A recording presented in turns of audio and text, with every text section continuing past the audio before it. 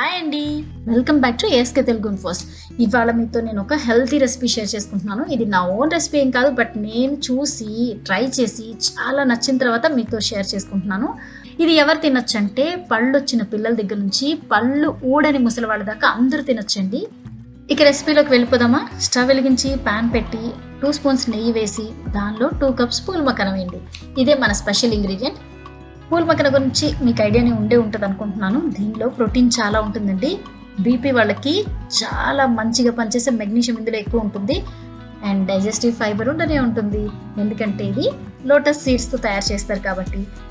ఇంకా దీనిలో ప్రత్యేకత ఏంటంటే దీనిలో 55% కార్బోహైడ్రేట్స్ ఉన్నా ఇవి బ్లడ్లో ఫాస్ట్గా కలిసేవి కాకపోవడం మూలాన డయాబెటిక్ వాళ్ళకి అండ్ ఒబెసిటీ ఉన్న వాళ్ళకి కూడా చాలా మంచిది.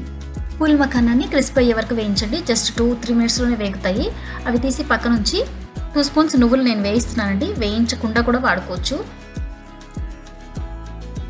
స్టవ్ వెలిగించి సేమ్ ప్యాన్ పెట్టుకొని 1 స్పూన్ నెయ్యి వేయండి.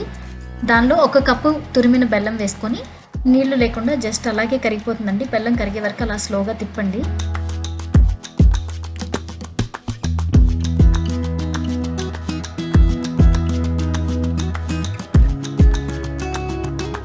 బెల్లం మనకి పాకం మీద రానవసరం లేదండి, జస్ట్ కరిగితే చాలు. ఇలా బెల్లం పూర్తిగా కరిగిన తర్వాత దానిలో 1 చిటికెడు బేకింగ్ సోడా వేసుకోండి.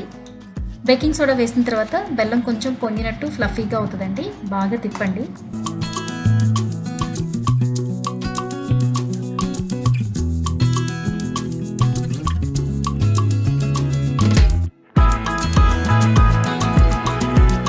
ఇప్పుడు ఈ బెల్లం మిశ్రమంలో మనం ముందుగానే వేయించి పెట్టుకున్న 2 కప్పుల పూల్ మఖానా, 2 స్పూన్ల నువ్వులు, 1 స్పూన్ సోంపు, 1 టీ స్పూన్ మిరియాల పొడి వేసి బాగా తిప్పండి.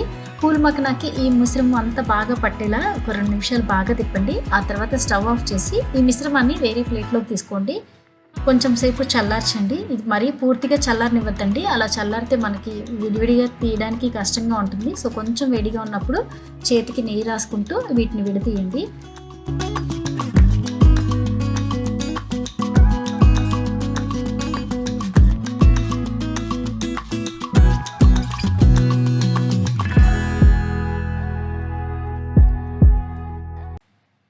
మన పూల్ మఖానా స్నాక్స్ రెడీ. వీటిని ఏదైనా గాజు సీసాలో కానీ లేదంటే ఎయిర్ టైట్ కంటైనర్లో కానీ పెట్టి స్టోర్ చేసుకోవచ్చండి. ఇవి దాదాపు 1 నెల రోజుల వరకు నిలవ ఉంటాయి.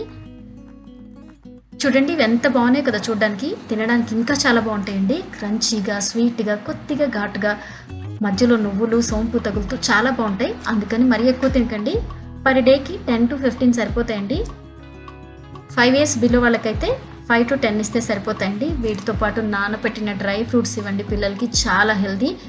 వీలున్నంత వరకు out side food and packaged foods ఇవ్వడం మానేయండి. ఈ రెసిపీ తప్పకుండా ట్రై చేసి ఎలా వచ్చిందో నాకు కామెంట్ చేసి చెప్పండి. బాయ్ అండి.